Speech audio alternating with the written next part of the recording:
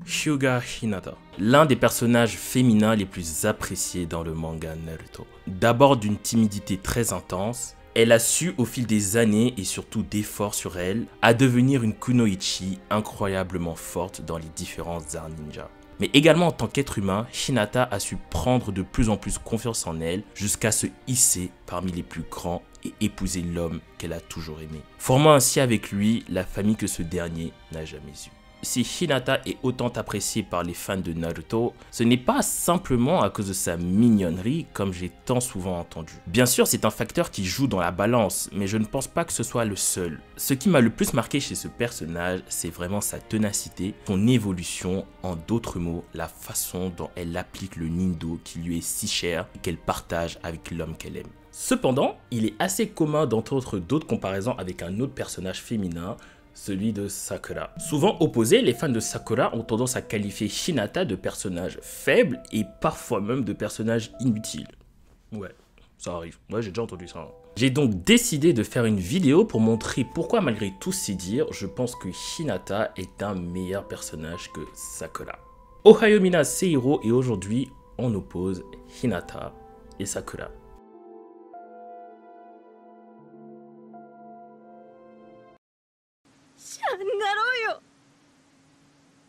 Alors déjà, petite chose à mettre au clair. Oui, je ne suis pas fan du personnage de Sakura, c'est vrai. Bien que je lui trouve beaucoup de côtés positifs que j'apprécie et que je vais vous détailler dans cette vidéo. Mais comme vous allez le voir dans la suite de la vidéo, encore une fois, je trouve son développement assez bizarre et je vais vous montrer pourquoi. Mais cette vidéo est en aucun cas, je dis bien en aucun cas, une vidéo anti-Sakura. J'insiste. Je sais qu'il y a déjà des fangirls et des fanboys qui ont mis leur petit pouce rouge, mais je vous promets de rester objectif, en tout cas du mieux que possible. Si vous vous attendez à une vidéo où je vais vous dire que Sakura est inutile, vous pouvez quitter la vidéo parce que c'est pas du tout ce que je pense. Mais si dans un moment quelconque, et Dieu seul sait qu'il y en a pas mal, je trouve que Sakura est inutile et qu'elle aurait dû mieux agir ou que le développement aurait dû prendre une autre tournure, j'hésiterai absolument pas à le dire et je serai encore une fois honnête. Mais qu'on soit d'accord, que ce soit Hinata ou Sakura, aucun des deux personnages n'est inutile. Si vous voulez vraiment un personnage inutile dans Naruto, c'est ni Hinata, c'est ni Sakura, c'est clairement Tenten. Hein. Genre tu retires Tenten, l'histoire est pareille. Sur ce, j'espère que cette vidéo vous plaira et je vous laisse avec la suite. Bon, maintenant, je vais vous expliquer comment on va s'organiser pour les comparer et quels sont les critères qui vont rentrer en compte dans cette analyse. Premièrement, il ne s'agit en aucun cas d'un quelconque débat de puissance entre les deux kunoichi. Bien que même là, je ne suis pas complètement sûr que Hinata perdrait, mais bon. Il s'agit d'un débat d'apport au manga et à l'œuvre en général et de l'évolution des deux personnages. J'ai délibérément choisi de ne prendre en compte ni les épisodes filler de l'anime, parce que dans certains, surtout dans la première partie, Hinata y est parfois mise en avant. Mais surtout parce que ça ne rentre pas tout le temps dans l'histoire originelle de Kishimoto. Les films seront également retirés de l'analyse car bien que certains aient été réalisés sous l'assistance de Kishimoto, je parle ici de Road to Ninja et The Last, le dernier film se concentre principalement sur la relation entre Naruto et Hinata et j'avoue que ce serait pas très honnête de ma part de l'inclure dans cette analyse. Je ferai d'ailleurs une vidéo sur la relation Naruto-Hinata qui est selon moi trop méprisée également.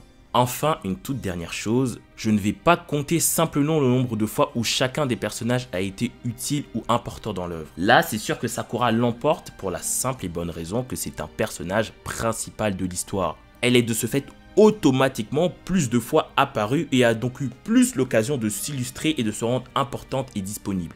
Il faudra donc garder en tête de façon permanente qu'on va comparer un personnage principal, très souvent au premier plan, à un personnage secondaire n'apparaissant qu'à certaines occasions. Bon, du coup, après avoir mis tous ces différents points au clair, on peut enfin commencer. Pour débuter, il faut savoir que Sakura apparaît dès l'épisode 1 de l'anime Naruto et au chapitre 3 du manga, soit le tome 1. On peut pas dire qu'elle se soit particulièrement illustrée lors des tout premiers chapitres ou épisodes, je pense notamment à l'épreuve des clochettes où elle n'a pas particulièrement brillé, faut se dire la vérité. Par contre, c'est absolument pas un reproche que je suis en train de faire là, hein. C'était le tout début et ce cas de figure est tout à fait compréhensible. On va plutôt juger sur ses actions dans le véritable premier arc, celui de Zabuza. Pour ceux qui auraient oublié, l'équipe 7 est chargée d'escorter Tazuna, un charpentier, jusqu'au pays des vagues. Cependant, tout ne se passe pas comme prévu et ceci fut attaqué par des mercenaires du village de Kiri. Durant la première attaque de mercenaires, on peut pas dire que Sakura se soit particulièrement illustrée. Elle est chargée de protéger Tazuna, mais c'est finalement Sasuke qui protège les deux en même temps, en mettant au passage une raclée aux deux autres mercenaires. Lors du premier combat face à Zabuza, elle est restée complètement impuissante mais surtout inactive. Pendant que ses coéquipiers, Naruto et Sasuke, ont tenté par tous les moyens de se confronter aux déserteurs de Kiri, sachant que leurs chances étaient vraiment extrêmement minces. Par contre, il faut noter que durant l'entraînement de Kakashi pour grimper aux arbres, Sakura montrera une très grande facilité à maîtriser son chakra, pouvant le malaxer un peu comme elle le veut, lui donnant ainsi une certaine aisance à le concentrer dans ses pieds. C'est d'ailleurs cette fameuse maîtrise du chakra qui permettra à Sakura de maîtriser une technique comme le Byakugo no Jutsu, ou en français la technique de la création et du renouveau. Shizune explique que c'est une technique qui requiert une très grande maîtrise du chakra que elle-même n'a jamais su atteindre. Kakashi le répétera même à plusieurs reprises, Sakura est un génie dans l'art de manipuler son chakra. Et il alla même jusqu'à dire qu'elle surpasse Sasuke dans ce domaine. De façon plus globale, on peut dire que Sakura est un génie tout court. Pas un génie du combat pur certes, mais elle possède une intelligence largement supérieure à la moyenne. Par contre, ce sera son seul fait marquant dans cet arc, car on ne la reverra plus s'illustrer par la suite. Lors du combat final face à Zabuza, elle n'a pas du tout été utile et je pense qu'on sera tous d'accord là-dessus. L'arc suivant est celui de l'examen Chunin. Et dans la première partie de Naruto, je pense que c'est clairement celui qui a le plus mis à l'honneur Sakura. Kakashi décide d'inscrire sa petite bande à cet examen. Et si on peut donner un fait notable ici, c'est le fait que Kakashi n'était pas certain que Sakura serait dans les conditions idéales pour y participer. Attention, je ne dis pas que Kakashi pensait qu'elle n'avait pas les capacités pour y participer, mais juste que mentalement il n'en était pas sûr et c'est d'ailleurs pour ça qu'il n'a pas précisé qu'il fallait forcément être 3 pour participer, afin d'éviter que Sasuke et Naruto la forcent à participer contre son gré. La première épreuve, celle d'Ibuki, fait directement écho à ce que je disais tout à l'heure par rapport à l'intelligence de Sakura. Les problèmes qui sont donnés dans cet examen sont impossibles à solutionner pour un genin. Cela avait pour but de pousser les jeunes aspirants ninja à prendre les informations chez les chunin infiltrés afin de pouvoir répondre aux questions. C'est donc ce que la plupart des participants chercheront à faire. La plupart, sauf Sakura, qui arrivera à solutionner tous les problèmes sans avoir besoin de tricher, ce qui prouve encore une fois sa supériorité dans le domaine du génie intellectuel. On pourrait donc lui rajouter ça comme point positif. Le plus intéressant dans le développement de Sakura dans cet arc reste la seconde épreuve, celle de Anko dans la forêt de la mort. Lors de cette épreuve, nos héros doivent récupérer 2 parchemins. Ce qu'on remarque dès le début, c'est qu'un certain écart entre Sakura et ses 2 coéquipiers s'est creusé depuis le temps. Elle commence à s'en rendre sérieusement compte et cela l'attriste. La confrontation de l'équipe 7 face à Orochimaru ne viendra que confirmer ses doutes. Voir Sasuke et Naruto autant déterminés à affronter un adversaire qui est clairement beaucoup plus fort que eux, l'a encore fait réfléchir sur son utilité dans l'équipe. On peut par contre prendre en compte qu'elle empêchera Naruto de s'écraser au sol en le sauvant avec un kunai. Bon, c'est pas ouf, faut qu'on se dise la vérité, mais j'essaye vraiment d'être honnête, donc je prends la moindre chose en compte. Mais la suite de la confrontation face au Sannin est plus en faveur de la petite Haruno. Les 2 membres de son équipe épuisés, Sakura prit soin de ses coéquipiers pendant que ceux-ci étaient inconscients. Mais en même temps, elle continuait son questionnement personnel, se jurant de les protéger quoi qu'il arrive.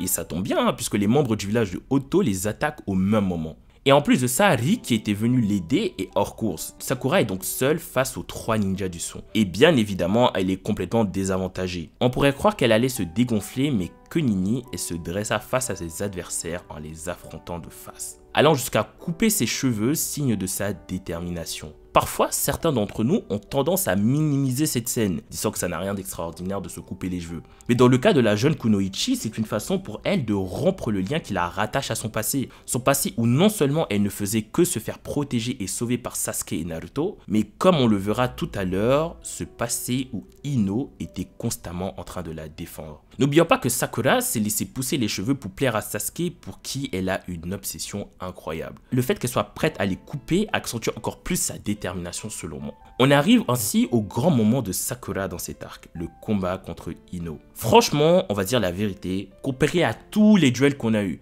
Ri versus Gaara, le combat de Sasuke ou même Hinata versus Neji, leur combat est visuellement pas très intéressant. Mais la psychologie derrière est par contre beaucoup plus sympa à regarder. Ino a toujours défendu Sakura dans leurs jeunes années contre vents et marées. Elle l'a toujours encouragée quand elle n'avait pas confiance en elle également. Mais arriva le jour où les 2 amis tombaient amoureux du même garçon.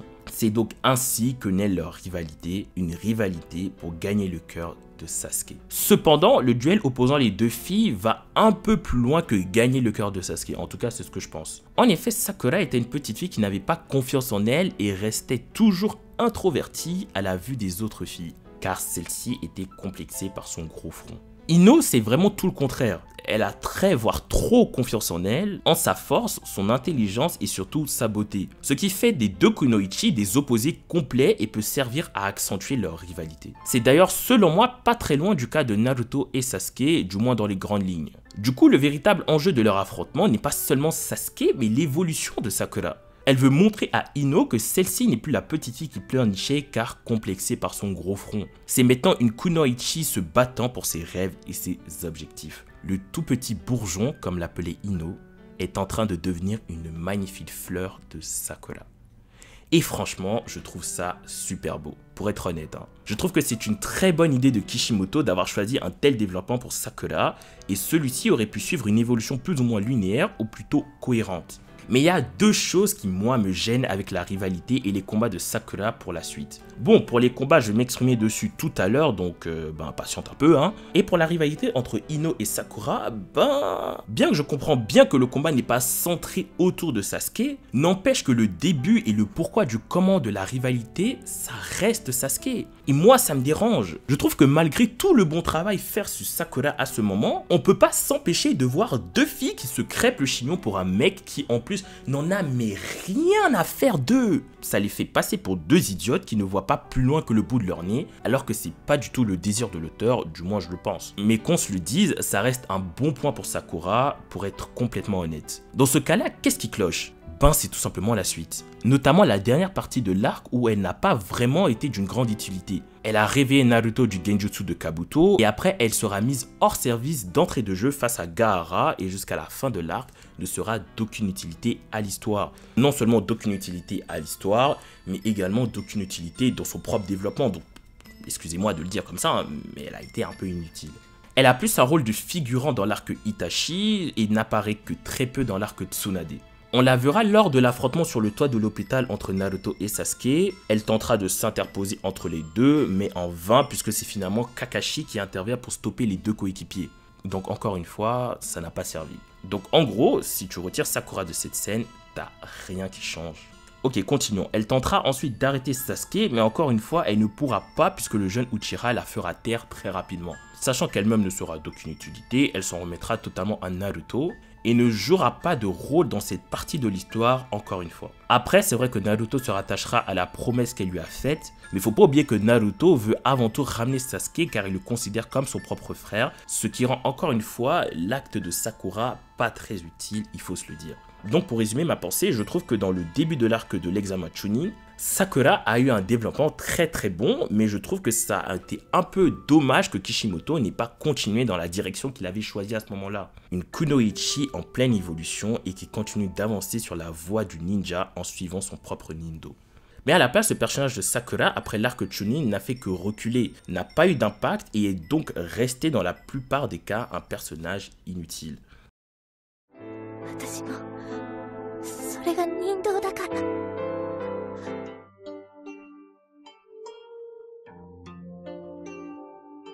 Ok, bon, on en a fini avec la partie 1 de Naruto en ce qui concerne Sakura. On va donc passer au cas de Hinata qui, vous allez le voir, est beaucoup moins long du fait que justement ce n'est pas un personnage principal et elle a donc eu beaucoup moins de temps à l'écran que Sakura.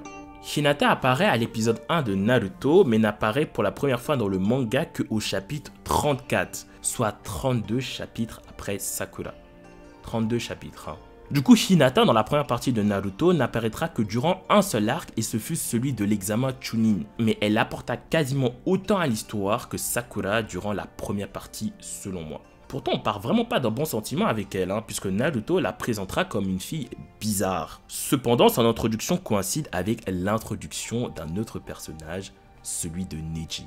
Lorsque Kabuto parlera de Neji, on sent clairement un changement d'ambiance du côté de Hinata. Le lecteur comprend ainsi que l'intrigue autour de Hinata et Neji apportera quelque chose à l'histoire et fait donc évoluer celle-ci. Plus tard, lors de la deuxième épreuve, Hinata et Neji introduiront le Byakugan, qui est un des 3 principaux dojutsu du manga. Dojutsu qui sera développé lors des combats du tour préliminaire, plus précisément lors du combat fratricide entre les 2 cousins. Avant de continuer, j'aimerais faire comprendre que là, on se trouve déjà dans un ajout à l'histoire principale, ce que Sakura, lors des premières parties, a très peu fait. C'est vrai, quelle thématique ou quel sujet Sakura a vraiment introduit lors de la première partie? Pour moi, la réponse est tout simplement pas grand chose. En tout cas, vous pouvez me contredire en commentaire, j'accepte tout. Arrivé à leur combat, et même un peu plus tard avec le combat Neji versus Naruto, on comprend qu'il existe une friction profonde au sein du clan Hyuga et Hinata y joue un rôle important puisqu'elle est l'héritière de la Sasuke. Ça installe un certain climat autour de l'œuvre, nous faisant comprendre encore plus que le monde Shinobi n'est pas tout rose et que même au sein du village de Konoha, que l'on pensait bon, il existe des pratiques très douteuses comme celles faites par les Hyuga. D'ailleurs, pour plus de précision, CF ma vidéo sur les Hyuga que j'ai faite et qui est plutôt complète à ce niveau-là. Personnellement, je trouve que ça permet de donner une certaine maturité à l'œuvre, donc un autre apport encore une fois. Bien sûr que Hinata n'est pas la seule actrice de cet apport à l'histoire, elle partage la place avec Neji, mais n'empêche qu'elle y joue un rôle très important. En ce qui concerne l'évolution même du personnage, elle n'est pas du tout en reste derrière Sakura. Même si à ce moment ça n'avait pas été vu, Hinata est décrite par Neji et Kurenai comme une fille avec peu de volonté et qui abandonnait à la moindre occasion. En effet, Hinata n'a pas hérité de la volonté combative de son père, mais plutôt de la gentillesse de sa mère. Et est de ce fait rejetée par son paternel car à l'époque, seule la force comptait dans le clan Hyuga. Au lieu d'essayer de la comprendre, son père a préféré la délaisser et c'est ainsi qu'alors qu'elle n'était même pas sortie de l'académie, Hinata était considérée comme inutile au clan Hyuga et Hiashi lui préféra sa petite sœur Hanabi. Hinata a énormément souffert de cette décision et de cette solitude. Entre son cousin qui parfois la rendait responsable de la mort de son père et son père à elle qui la considérait que comme une moins que rien, Hinata s'est quelque part retrouvée dans une espèce de solitude où les gens aux alentours ne la comprenaient pas. C'est une solitude différente de celle de Naruto, mais ça reste une solitude quand même. Mais dans cette solitude, une personne, un homme était là pour la sauver. Un garçon qu'elle a admiré toute sa vie. Et je parle bien évidemment de Naruto Uzumaki. Là où l'amour que Sakura éprouve pour Sasuke ne prend pas de réelles racines, si ce n'est que des raisons assez superficielles, soyons honnêtes, Hinata a d'abord admiré et vu en Naruto un garçon qui lui ressemble. Tout comme elle, il n'arrivait pas à faire beaucoup de choses dans les arts ninja. Mais contrairement à elle, s'il échouait 1000 fois, il recommencerait 1001 fois jusqu'à réussir. C'est avant tout cette philosophie qu'elle a vue en Naruto qui a séduit Hinata alors même que Naruto n'avait accompli aucun des exploits qu'on lui connaît aujourd'hui. Ça a été la première à voir en Naruto l'étoffe de grand shinobi, après ses parents bien sûr, alors que rien ne lui promettait un véritable avenir. Voyant cela, Hinata décida de suivre les pas de Naruto. Elle qu'on considérait comme une ratée au sein de la Soke du clan Hyuga, travaillera sans relâche et finira par atteindre le niveau des meilleurs Hyuga, mais ça on le verra plus tard dans la vidéo, ou même dans la vidéo que je consacre à Hinata et Naruto. Et déjà, on a malheureusement l'impression que le lien qui lie Hinata à Naruto semble être bien plus mature que celui qui unit Sakura à Sasuke. J'essaie vraiment de chercher et trouver une grande signification derrière l'amour que Sakura éprouve pour Sasuke, mais honnêtement, je ne vois pas, donc si vous avez des idées, mettez-les en commentaire encore une fois. Pour en revenir à Hinata et à son combat contre Neji, on a encore une preuve ici de sa détermination. Là où elle aurait pu abandonner face à son cousin, là où elle savait que Neji n'aurait aucune pitié, là où elle savait qu'elle pouvait mourir, Hinata n'a pas abandonné ne serait-ce qu'une seule fois. Elle ira même jusqu'à confronter Neji à la réalité en lui disant que de eux deux, c'est lui qui a le plus souffert de la situation du clan Hyuga. Même le combat en lui-même était super intéressant à regarder, nous apprenant énormément de choses. Encore une fois, je vous invite à aller voir ma vidéo Hyuga pour plus de détails. Il était beaucoup plus intéressant que tous les combats de Sakura dans cette première partie, et peut-être, je dis bien peut-être, des combats de Sakura dans tout le manga en vrai. Et c'est cette même Hinata qui donnera à Naruto le courage de se dresser face à Neji. Et contrairement à Sakura, l'évolution de Hinata suivra une évolution linéaire tout au long de l'œuvre. On a donc fini avec l'impact de Hinata dans la première partie de Naruto. Il faut encore une fois garder à l'esprit ce que je vous ai dit en début de vidéo, c'est-à-dire que Hinata est un personnage secondaire et de ce fait, c'est totalement normal qu'elle ait moins de temps à l'écran que Sakura. Et pour faire une comparaison entre les deux personnages, c'est très important parce que si les deux n'ont pas le même temps, ben il faut pouvoir les comparer d'une autre façon. Ce que je veux surtout dire, c'est que Hinata, même si elle a très peu de temps, à chaque fois qu'elle apparaît dans un arc majeur, elle jouera un rôle important. On va donc maintenant s'attaquer à l'impact de Sakura dans la seconde partie du manga, la partie qui correspond à la partie de l'anime Naruto Shippuden.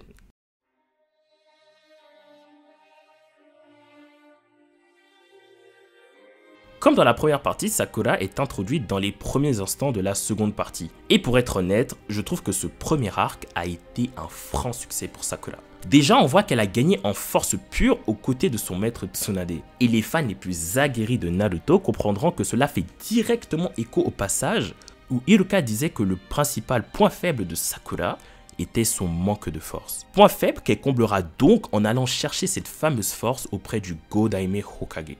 Lors du test de Kakashi, elle sera même très impressionnante en tapant dans l'œil de toutes les personnes présentes à ce moment. Ce n'est pas tout, elle fera également preuve d'une maîtrise hors pair du ninjutsu médical, délivrant Konkuro du poison que avait mis au point Sasori. La vieille Shio ira même jusqu'à voir en elle la digne héritière de Tsunade. Son combat contre Sasori, sans être ultra impressionnant, reste quand même très bon et donne une certaine importance et utilité à Sakura. C'est d'ailleurs elle qui récupérera l'information qui permettra de suivre Sasuke plus tard. Mais encore une fois, on a le même problème que l'arc Chunin. On a un arc où Sakura est mise en avant et où son développement est plutôt sympa et intéressant, mais dans l'arc qui suit, elle déçoit automatiquement et c'est quasiment systématique. On est d'accord que le manga s'appelle Naruto, pas Sakura, mais c'est pas pour autant qu'elle doit avoir un traitement limite dégueulasse. Prenons la transformation de Naruto en Kyuubi contre Orochimaru. Notre cher Nichiroki se déchaîne et bien évidemment ça cause des dégâts. Oui, mais sauf que Sai esquive les débris, Yamato esquive les débris, Kabuto à qui le coup était destiné se prend bien évidemment le coup en pleine tronche, et Sakura se prend Kabuto et s'évanouit au passage comme une cruche. Voilà, c'est ça.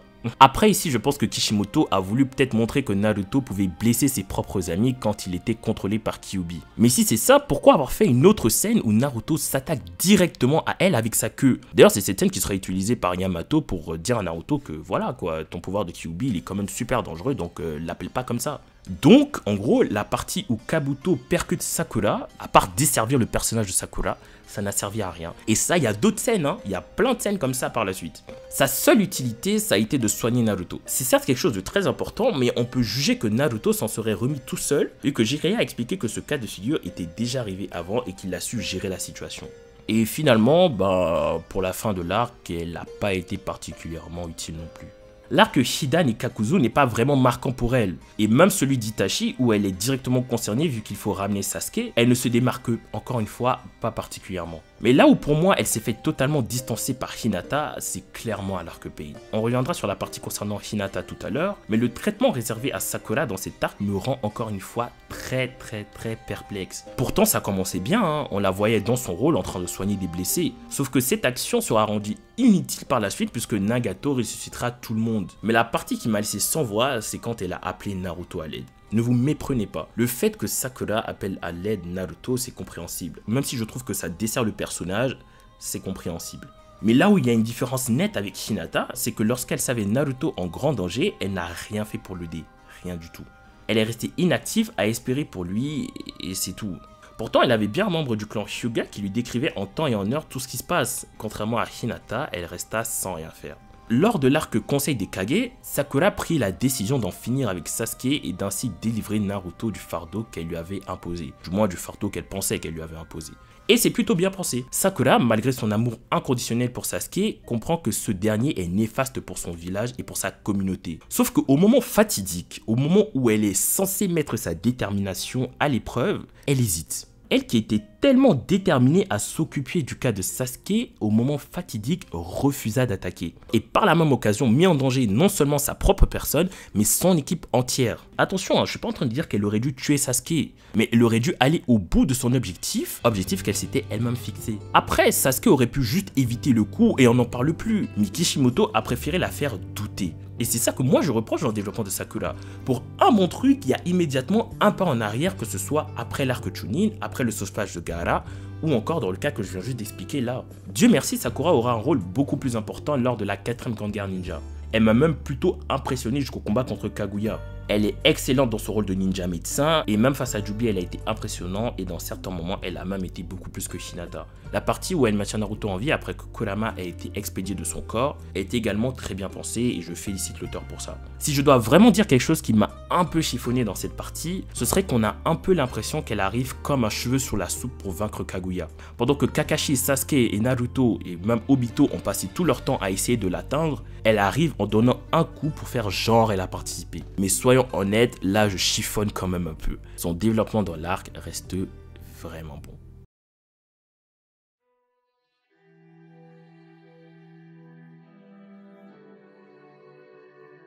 Bon, encore une fois, la partie sur Hinata sera beaucoup moins longue. Hinata apparaît dans la deuxième partie, un peu avant la rencontre entre Sai et le reste de l'équipe 7. La rencontre est assez anecdotique, on va pas s'attarder là-dessus, c'est plus un truc humoristique. La prochaine fois que Hinata jouera un rôle quelconque dans l'histoire, ce sera lors de l'arc Itachi. Elle n'est pas spécialement remarquable dans cet arc, soyons honnêtes. Cependant, il faut dire que malgré le fait qu'elle ait moins de temps à l'écran, elle a été beaucoup plus utile dans la traque que Sakura. Il n'y a qu'à voir le nombre de fois où elle apporte une information importante ou éclaire l'équipe. Ça paraît vraiment rien, hein, mais c'est pour vous montrer que même si elle a apparu très peu, quand Hinata est là, elle fait avancer l'histoire, soit par son utilité dans le moment présent, soit avec son développement qui a toujours suivi une ligne directrice sans détour.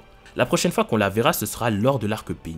Elle observera d'abord le combat de loin et dès le moment où elle remarqua Naruto en difficulté, elle cherchera à aller l'aider mais fut dans un premier temps stoppée par Ko, le garde du corps qui lui avait été assigné. Pendant que Sakura, au même moment, reste inactif.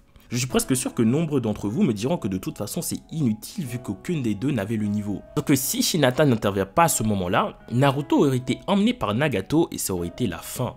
Donc l'intervention de Hinata a été plus qu'utile, elle était même essentielle pour la suite de l'histoire. Et encore une fois, Hinata a continué à suivre la voie sur laquelle elle s'était engagée, celle de ne jamais abandonner, quelle que soit l'adversité et les difficultés. Son rôle lors de la 4ème Grande Guerre Ninja est extrêmement important également. Déjà, elle sera importante dans la bataille contre les Zetsu blancs, mais surtout, c'est peut-être celle dans la promo de Naruto et consorts qui a subi le plus de séquelles de cette guerre. Malgré le fait qu'elle venait de perdre son cousin Neji, qu'elle considérait comme son grand frère, je vous le rappelle, elle sut se relever, faire se ressaisir Naruto et combattre à ses côtés comme elle-même l'a dit. La différence notoire qui fait que pour moi Hinata est un meilleur personnage que Sakura, c'est leur évolution. D'un côté on a Sakura qui a de très bonnes pistes d'évolution, mais qui recule sans cesse dans les moments importants. Même pendant la guerre où elle est assez impressionnante, la scène où elle hésite avec Obito vient noircir son bilan. Non mais sérieusement, dites-moi à quoi a servi cette scène si ce n'est desservir et donner plus d'arguments aux anti-Sakura. On lui demande même pas de tuer Obito, on lui demande juste de lui crever son œil et elle hésite. Dans ce cas là ça aurait été plus simple si Madara avait directement pris l'œil, parce que là ça a juste desservi son personnage.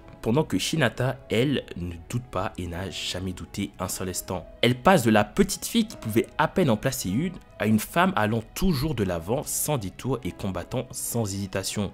Mais ça, je développerai un peu plus dans ma vidéo spéciale sur la relation Naru-Hinata. Même dans leurs relations amoureuses, on sent la différence. J'ai déjà expliqué plus tôt dans la vidéo, je ne vais pas me répéter, mais deux personnes qui en apparence tout opposées, un jeune cancre détesté par tout le monde et une fille héritière d'un prestigieux clan, se retrouvèrent unis par la même chose, la solitude. Et voilà, la vidéo est donc terminée. J'ai essayé un maximum d'être objectif, mais beaucoup d'entre vous le savez. Hinata, c'est mon perso préféré, tout le monde a confondu. Donc bien évidemment, j'ai un certain amour pour elle. Mais c'est pas parce que j'aime Hinata que je déteste Sakura. D'ailleurs, je ne déteste pas Sakura. Je n'aime pas le développement qui lui est réservé, mais je ne la déteste pas. Et je trouve que c'est un personnage qui avait beaucoup de potentiel, qu'on n'a pas assez exploité. Certes, vers la fin, ça a été un peu rattrapé, etc.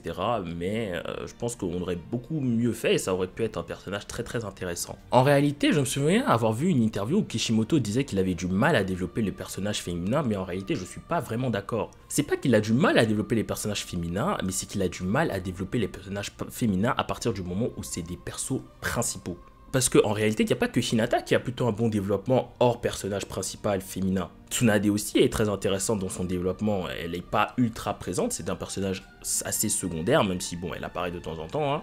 N'empêche qu'aujourd'hui, je peux pas dire que Tsunade a été inutile ou qu'elle n'a rien apporté à l'histoire. Et personnellement, j'irais même jusqu'à dire que j'apprécie le personnage de Sakura pour ce qu'elle est devenue dans Boruto. Notamment dans l'arc qui correspond à la partie du manga Naruto Gaiden, où j'ai trouvé qu'elle était super impressionnante et où je trouve que son développement était parfait. Mais encore une fois, ça correspond à ce que je viens tout juste de dire. Elle est devenue un personnage intéressant, à partir du moment où elle est devenue un personnage secondaire. Et le problème de Kishimoto, je pense qu'en toute honnêteté et en toute humilité, parce que moi je sais pas comment on écrit des histoires, mais je pense que le vrai problème de Kishimoto, c'est développer un personnage féminin en tant que personnage principal. J'aimerais bien que de temps en temps on ait un petit peu les détails sur sa relation avec Sasuke, comment ça s'est passé, même la façon dont elle est tombée enceinte de Sarada, dans quelles conditions elle a accouché et tout. Et je pense que ça pourrait être intéressant, ça pourrait faire un très bon arc filler dans Boruto, et j'espère qu'on l'aura. Sur ce, j'espère que cette vidéo vous aura plu. Comme d'habitude, vous pouvez laisser un petit pouce bleu si c'est le cas. Vous abonner à ma chaîne YouTube si ce n'est pas encore fait. Me rejoindre sur Instagram et sur Twitter. Comme je vous l'ai dit tout à l'heure, il y aura une vidéo qui concernera directement la relation Hinata et Naruto. Donc si ça vous dit une vidéo de ce style, mettez-moi ça dans les commentaires. Cette vidéo m'a pris pas mal de temps à préparer, comme vous aurez pu l'imaginer. Et comme d'habitude, portez-vous bien, prenez soin de vous. C'était Hiro.